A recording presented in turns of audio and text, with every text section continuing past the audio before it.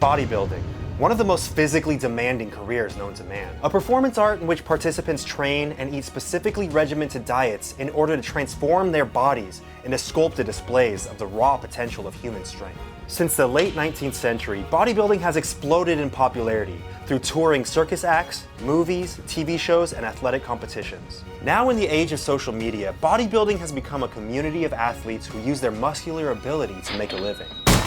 My name's Anthony Padilla, and today I'm going to sit down with some of the most impressive bodybuilders in the industry to find out why so many people take part in such a demanding lifestyle. What lengths are these bodybuilders willing to go to in order to achieve the body of a mythical god? What are the risks and complications that come with pushing your body to its physical limits? Is bodybuilding just a harmless hobby, or does it have potentially deadly side effects?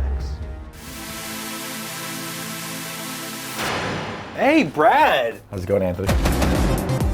Hey, Summer! Hi, hey! Summer. Nice to meet you. Jerome! What up, babe? Yo! How you doing, man? Amazing, dude. Good, man. Life is amazing, bro. I agree. Thank you for coming out and thank you. teaching me a little bit about the wondrous world of bodybuilding. I appreciate you having me here. How do you refer to yourself? Is it bodybuilder or athlete? I refer to myself as bikini competitor. I personally, I'm an athlete who bodybuilds. Bodybuilder, yeah, that's what I am. Can you go into detail about what your body means to you? I mean, everything at this point. My entire career at this point has been focused around my body. As a professional bodybuilder, obviously, it depends on how I look on stage. I do commercial acting and things like that, and I am being casted for a look. You know, it's not just I go out for everyday roles. It's truly just bodybuilding type roles. For me, I was born a bodybuilder. You were just straight out of the womb with bodybuilding I tendencies? played football and whatever, but it's always been discipline. I mean, to be a bodybuilder, you got to be disciplined. Yeah. You got to be structured. You got to be mentally strong, because it's such a mental game, almost as much as it is a physical game. What inspired you to start bodybuilding? Well, I just got out of a bad relationship, and I just kind of wanted to better myself in every way possible. Was any part of you like, they're gonna be so jealous when they see my new body? A little bit. I mean, if we're being real. So I'm now 16 years old, come from a very humble beginning, chose never smoke, never drink. I always wanted to be a bodybuilder within myself, without even seeing magazines or whatever. And it saved my life, and it gave me life. How do you think your life might have went if you never got into bodybuilding? It wouldn't be no such thing. You don't think you'd be alive? No, it wouldn't be no such thing. I'm born to be in bodybuilding. What do your parents think about your career as a bodybuilder? They're supportive now, but at first, they weren't supportive because, stepping on stage in a bikini, hardly wearing anything, they were, a little bit disappointed, but... Disappointed? They came to, really support it and realize it's, more of something I'm doing for myself rather than just to show off my body. I'm lucky I come from a pretty understanding family. Yeah. They're very supportive. My dad kind of led the way. My dad was a horse trainer, and he came out when I was young, and that wasn't accepted back then. So my father's gay and was a horse trainer and chased that dream of his. So he already kind of set the path of chasing your passion desires instead of going down what society tells us we need to do. Do you even lift, bro? Run marathons mostly. That's my MO. Swimming. You mostly run marathons? You don't really lift? Yeah. No, just kidding. We're lifting just as much as the men sometimes, so... Ignorant! How many hours a week do you spend working out? Probably 2 hours a day. Hour 45. But now when I was building, it was twice a day. Hour and a half to 2 hours in the morning, and then another 2 hours to 2.5 in the afternoon. So I'm looking at probably 5 or 6 hours a day during deep in a contest prep. You could be in the gym for 36 hours a week. Yeah. That's a full-time job. Sounds like a good time to me. Would you be willing to show the physique that you have? Would you be willing to show it off? Yes, I can do that for you. Mr. Olympian, okay. Holy sh**. Oh my God,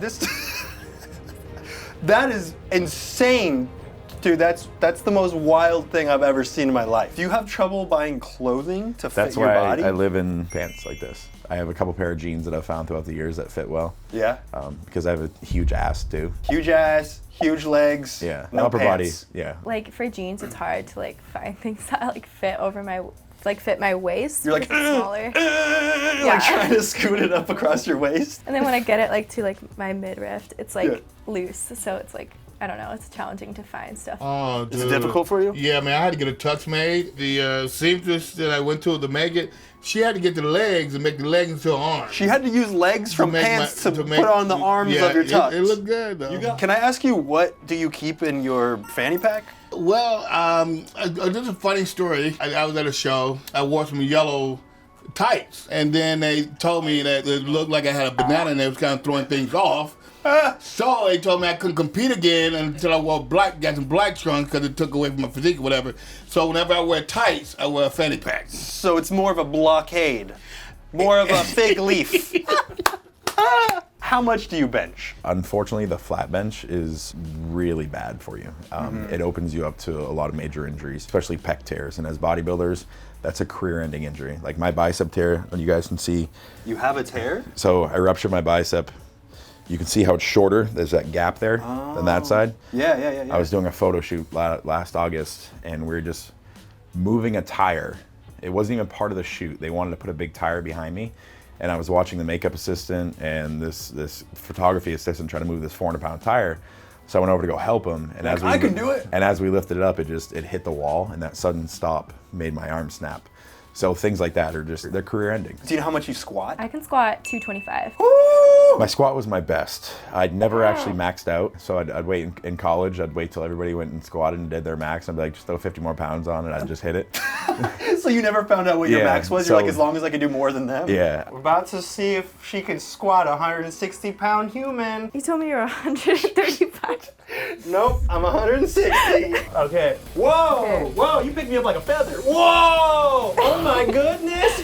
Oh, she's going through! Oh, what did you have to do in order to attain the body that you have right now? My muscle tissue is just dense, hard-earned tissue. And I actually, right now, I do fasting. I fast almost every day for like 18 hours, and I do all different experimental things. Like I'm doing carnivore diet right now, which is I eat only animal-based products. It's the complete opposite of me.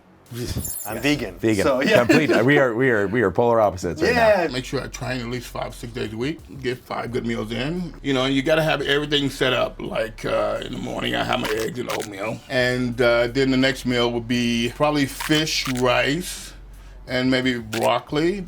Then the next meal would be chicken breast,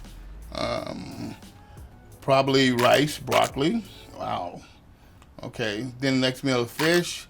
Oh, guys, it takes a lot of do. You know what I mean? Have you ever gone into detail about what your meal plan is? What your Not really. Not out loud? Not out loud. That's once you start thinking it like, wow. Do you give yourself cheat days? Usually like the weekend because I like to go out. So Saturday and Sunday both? No, just like one meal. One meal? Yeah, Buffalo Wild Wings or something I enjoy. So you'll throw in Buffalo Wild Wings into one meal, and that's your cheat? Yeah.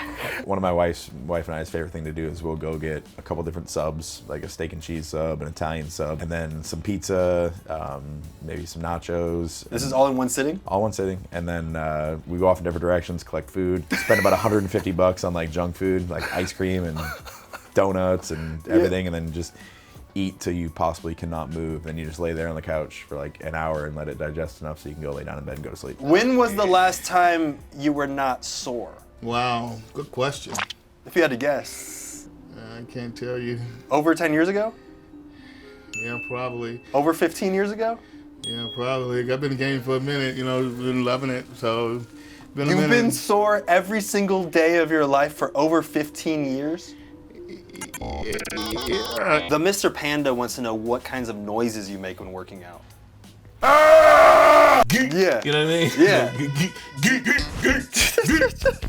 Do people ever question your intelligence based on the way you look? They do, unfortunately. You know, we have that stereotype that we're dumb meatheads and all we do is grunt and groan and pick things up and put things down. Yeah. And unfortunately, a vast majority of bodybuilders are highly intelligent. You know, a lot of very educated people and a lot of people that, you know, are very scientific based on nutrition and training and things like that. Myself, you know, with a biomedical science background, I kind of like when people approach me and they don't think I'm that intelligent, and then we can have a conversation and they're like, oh wow, I didn't realize that you could actually speak well. What do you think the biggest misconception about maintaining a physique like yours is? Most people think like in order to be skinny and fit, like you can't eat. But I do the opposite. Like I eat a lot of calories and like a lot of carbs.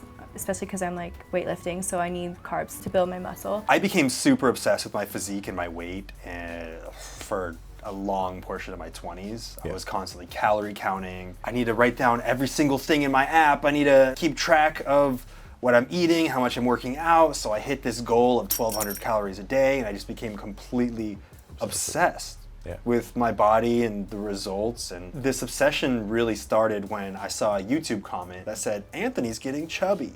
And that was all it took for me to become completely obsessed with my weight and my image. What do you think about the societal pressure to constantly look quote unquote perfect? I mean, it's obviously overwhelming. I mean, you see people committing suicide because of those type of pressures, you know, so it's hard. Mental health and, you know, happiness is something that we lack, especially in America. If you're not stage ready, bro, it messes with your mind. You know, it's like, man, I don't look good enough to be taking my shirt off. Why aren't you comfortable with the way you look? Because it's a standard that you have reached within your mind, the image that you see in your physique look. It's like, I'm not gonna show off because this physique is not ready to show off. When you look at yourself in the mirror, are you satisfied? Never. No? No. Bigorexia.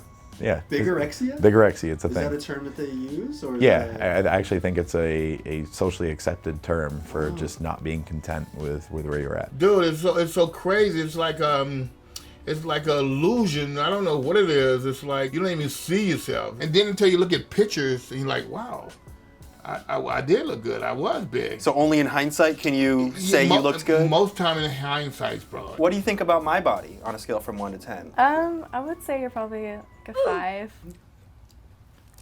Or 6. I would say 6. I mean, I'd have to see you lift in the gym. I think you're in pretty damn good shape.